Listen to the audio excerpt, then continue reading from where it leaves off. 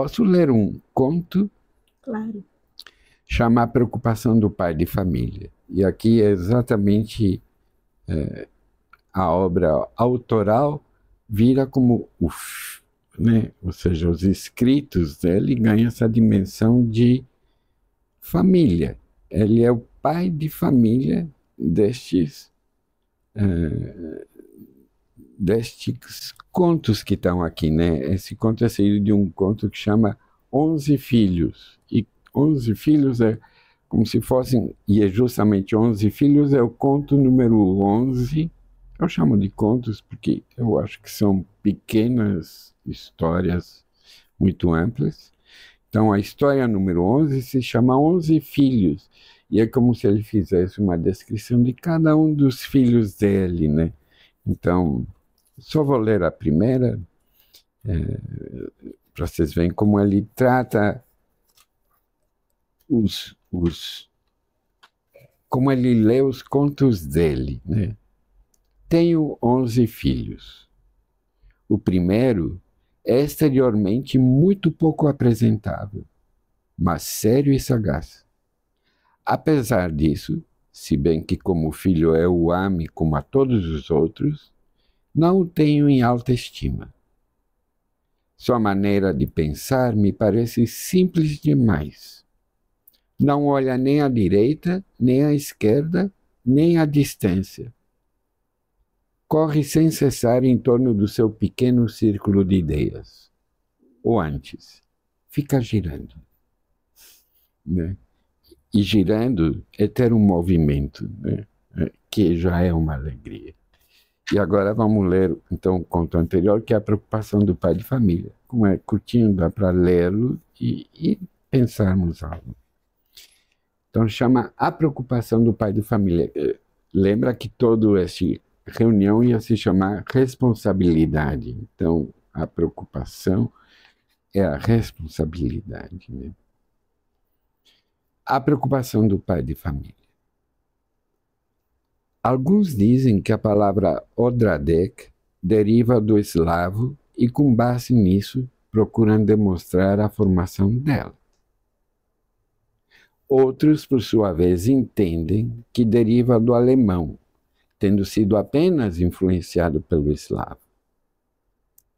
Mas a incerteza das duas interpretações permite concluir sem dúvida, com justiça, que nenhuma delas procede.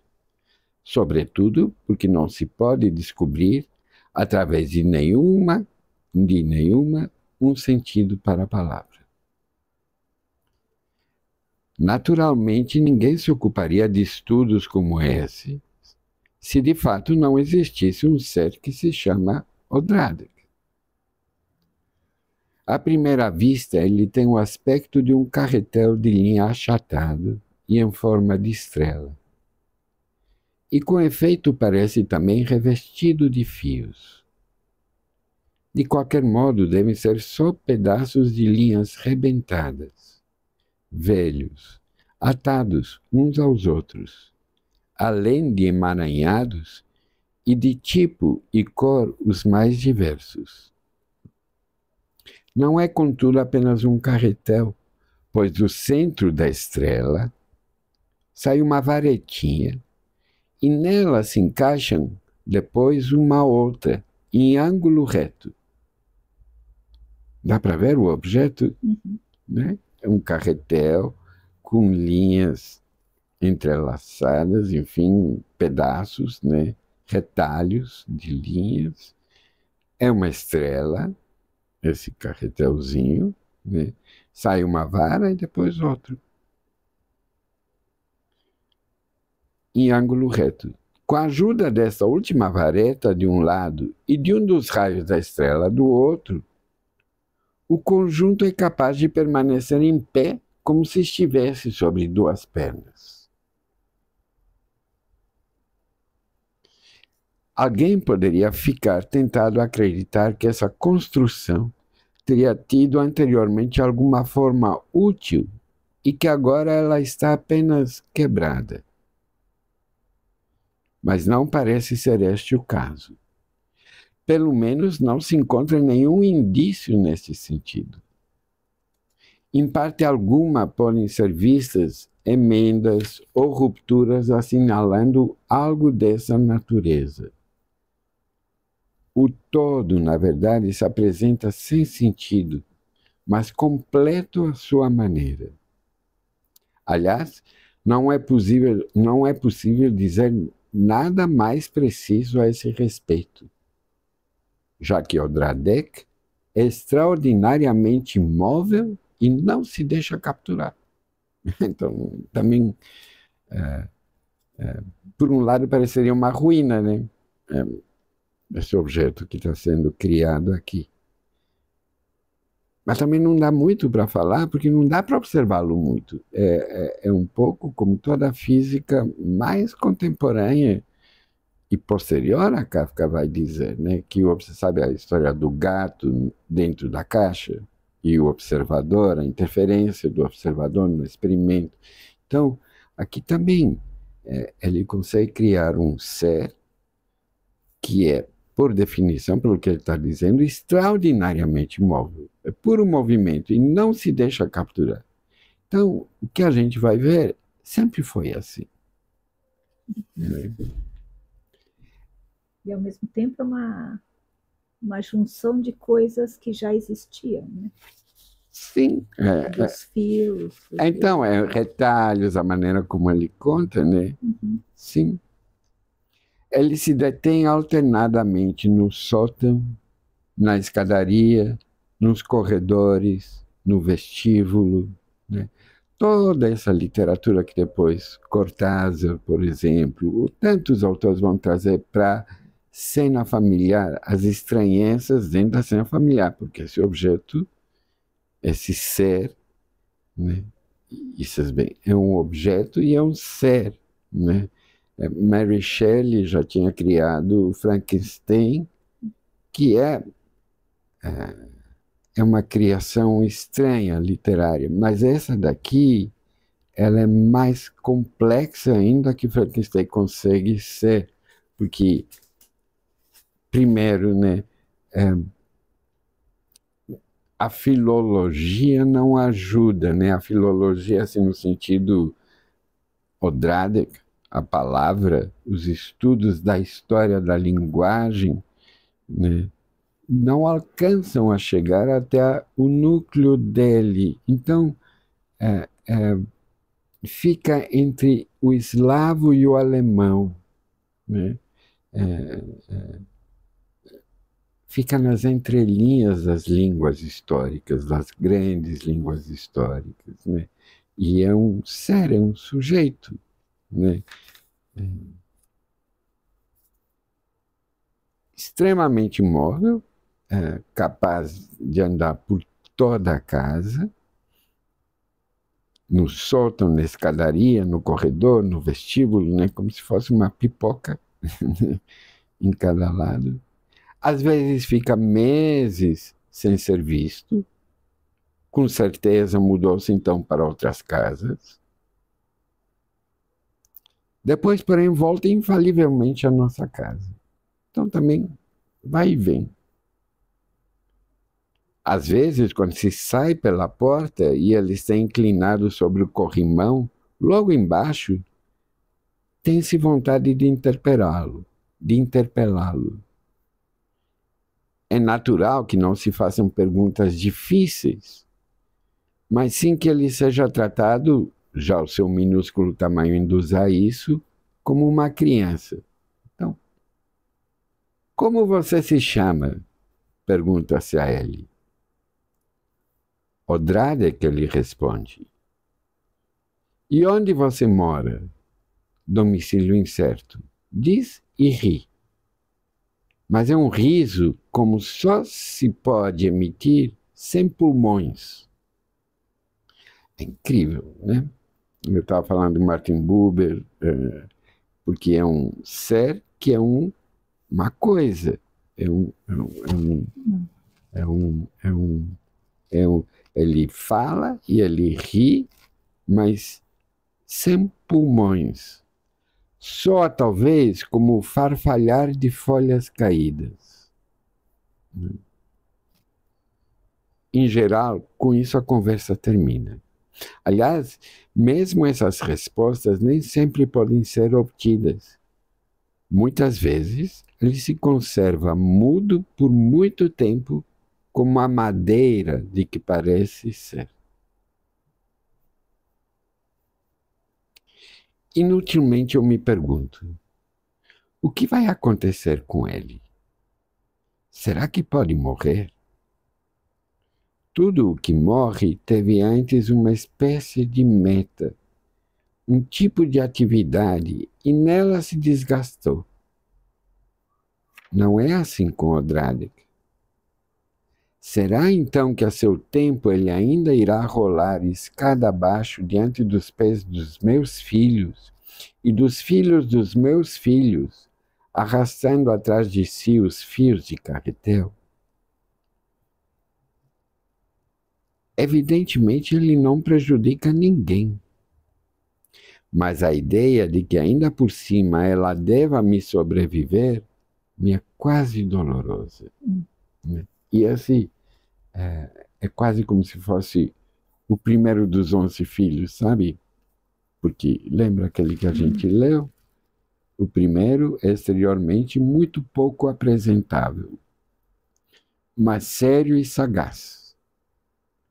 Apesar disso, se bem que como filho eu o ame como a todos os outros, não o tenho em alta estima.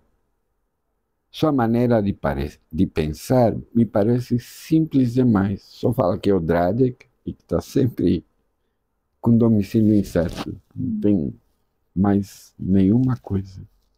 Não olha nem à direita, nem à esquerda, nem à distância. Corre sem cessar em torno do seu pequeno círculo de ideias. Ou antes, fica girando, né? O carretel, a estrela.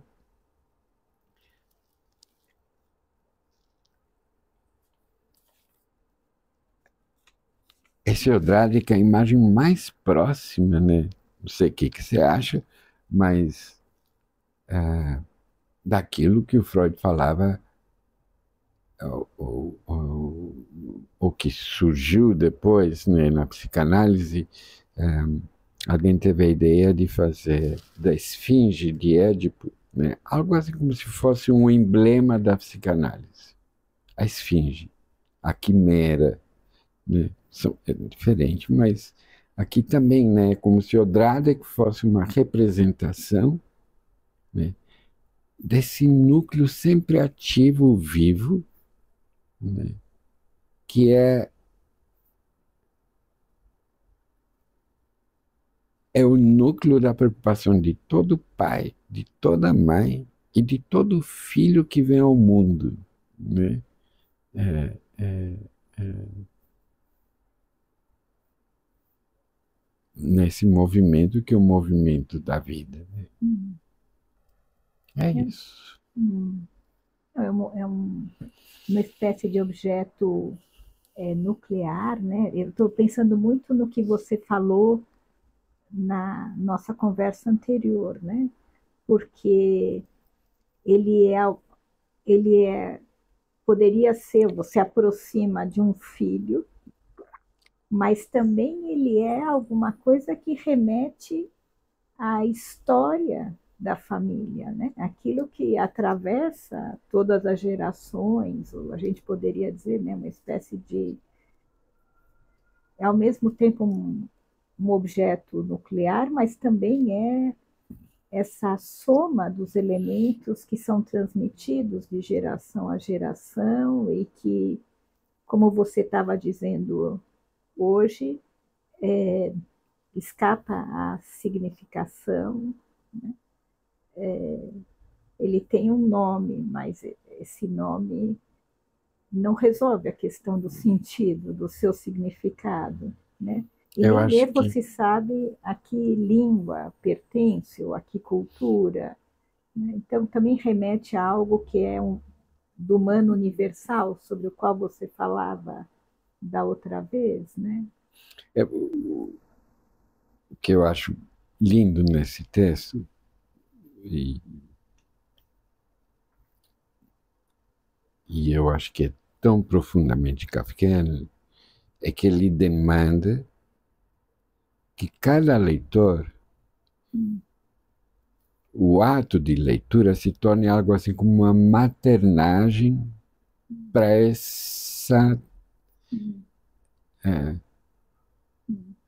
essa potencialidade de Odradek de poder ser algo do humano ou uma coisa, né? Porque é interessante, né? Hoje com celulares, né? Fazendo parte tão intimamente da nossa vida, ter um Odradek em casa é uma coisa absolutamente possível. não, realisticamente falando, é assim que é, né? E se eu perguntar para o celular quem é você, vai dizer celular. E se eu dizer para ele onde você mora, vai falar domicílio incerto, né? E só. E serve para tudo.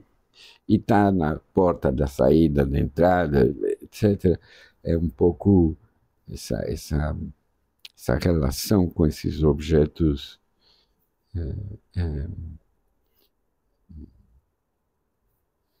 que ganham vida também, né?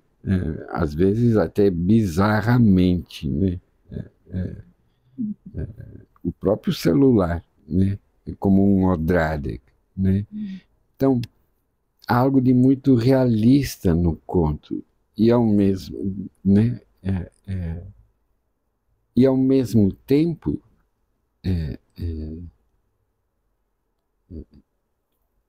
se eu absorvo a leitura, né? Isso absorvendo a leitura nessa dimensão de coisas materiais ganharem tanta animalidade humana, né? Porque nós somos projetivos. Então, sei lá, cada objeto se, de alguma maneira, ganha uma familiaridade minha, né? Porque essa linguagem da identificação, da projeção, tem a ver também com família, né? Com tornar familiar, né? Familiar é todos os processos de identificação. Mas, ao mesmo tempo, só voltando na leitura, se a maternagem na dimensão que você está falando, né? Quer dizer, o texto descreve esses núcleos ansiosos, né? A preocupação do pai de família, a preocupação do autor vem junto, né? Da voz criadora desse texto, né? Da voz narrativa de Kafka, no caso. E para mim a voz narrativa não é a voz autoral, né? A voz narrativa de Freud, por exemplo, é a autoanálise dele. É algo talvez até mais amplo que o próprio Freud. Por isso que o texto dele pode ser lido de muitas formas, né? Com toda essa abertura que permite qualquer livro, né?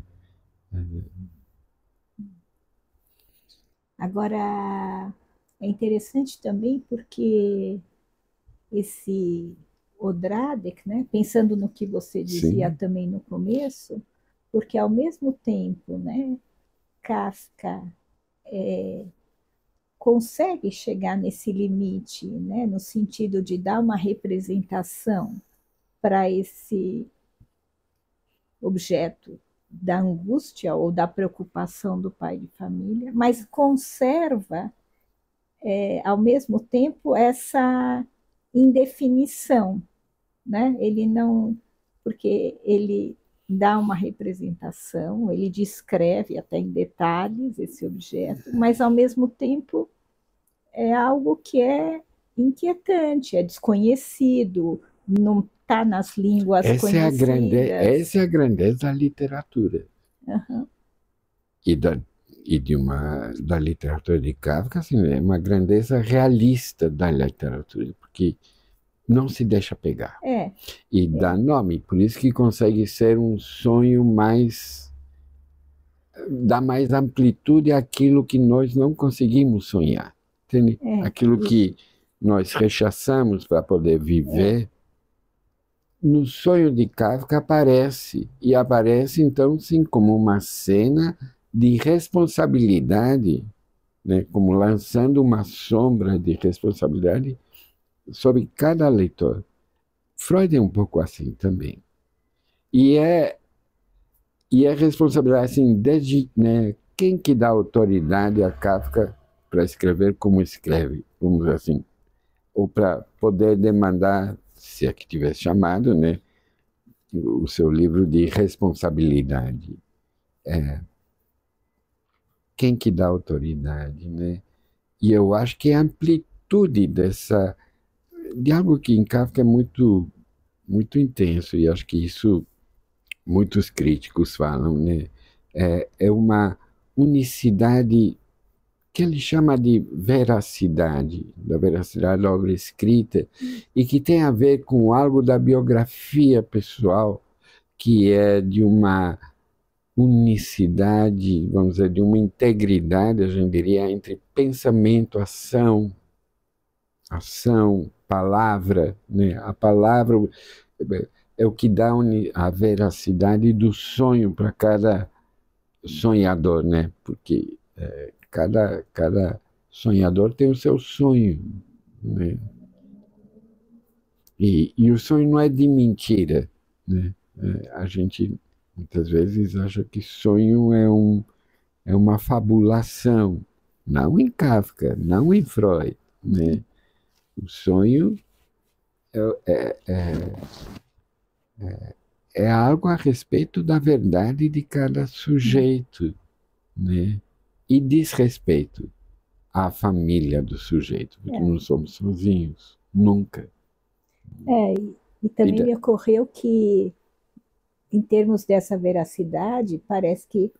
Então, ele deu esse título mesmo, A Preocupação do Pai de Família? Esse é o título do conto. E o título daqui é Um Médico Rural, né, dessa antologia. Não, porque talvez ele, de alguma maneira, pensando em termos dessa verdade, né, talvez esteja dizendo que essa é a verdadeira preocupação de um pai de família, ou deveria ser a preocupação de um pai de família. É com esse objeto, né, enigmático, sempre em movimento, que atravessa gerações, que talvez aí reside mesmo. Porque eu estou pensando, o pai dele, né, talvez, vamos dizer, metamorfoseava suas preocupações em quero ver meu filho casado, nos negócios. Sim. Mas, aí você está falando do Andrade como sendo o Franz Kafka. Como sendo a verdadeira preocupação e é incrível, de né? cada Porque pai de ele, família. poucos meses depois, eu não lembro, mas é no mesmo ano, ele vai saber de um diagnóstico de tuberculose. E aqui, né, tem essa parte tão singular, onde definiu o Andrade como rindo, o moça rindo, mas sem pulmões, que é uma imagem, né, como folha seca, né? Tem a morte, né, também presente. Porque se surge esse pai, surge um filho também que é reduzido a quase madeira, né? Então tem algo, né? E isso é muito próprio da literatura kafkiana também, e que faz parte das famílias, que é o conflito de gerações, né?